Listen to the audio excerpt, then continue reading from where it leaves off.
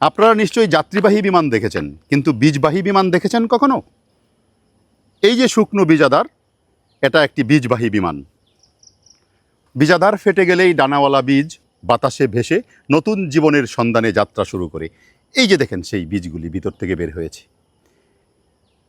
আচ্ছা বলুন তো, এটা কোন উদ্ভিদের বীজ? এটা হলো রক্তনের বীজাধার। বৃক্ষটি কত বড় দেখুন, তার ফুল কত ছোট, আর বীজাধার ফুলের চেয়ে অনেক বড়। এবং বীজাধারের ভিতরের বীজগুলি কত ছোট দেখুন। বিস্ময় লাগে না বিষয়টা? এর বটানিক্যাল নাম হচ্ছে লফোপেটালাম ফিমব্রিয়েটাম। এর বীজাধার একটি শুষ্ক ক্যাপসুল, অর্থাৎ ড্রাই ক্যাপসুল বলা হয় এটাকে, যা পরিপক্ক হলে বাল্ব বরাবর ফেটে যায়, অর্থাৎ এই বরাবর বীজটা ফেটে যায়। ফেটে গিয়ে এর ভিতর থেকে, ক্যাপসুলের ভিতর থেকে একাধিক চেপ্টা বীজ বের হয়। বীজের চারপাশে একটি পাতলা ঝিল্লিযুক্ত ডানা থাকে বা মেমব্রেনাস উইং থাকে, যা বীজকে বাতাসে ভেসে দূরে ছড়িয়ে পড়তে সাহায্য করে। এই প্রক্রিয়াকে বলা হয় অ্যানিমোকরি বা বায়ুবাহিত বীজ বিস্তার বলা হয় এটাকে।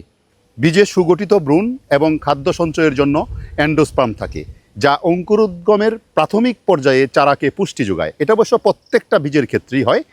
ক্যাপসুল শুকিয়ে ফেটে যাওয়ার পর বীজগুলো বাতাসে ঘূর্ণায়মান অবস্থায় ছড়িয়ে পড়ে, ফলে মাতৃগাছ থেকে অনেক দূরে গিয়েও এই উদ্ভিদের অঙ্কুরোদ্গম ঘটে, নতুন উদ্ভিদ জন্মায়। দেখুন, প্রত্যেকটা উদ্ভিদ তার নিজস্ব প্রক্রিয়ায়, নিজস্ব মেকানিজমের মাধ্যমে নিজের বীজের বিস্ফোরণ ঘটায় এবং তার বংশ বিস্তার করে নিজেকে টিকিয়ে রাখে। এই যে রক্তন গাছের কথা বলেছিলাম, রক্তন গাছটা কত বড়, বিশাল আকার একটি বৃক্ষ।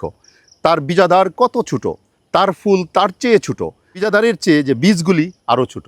দেখুন কি রহস্যময় ব্যাপার।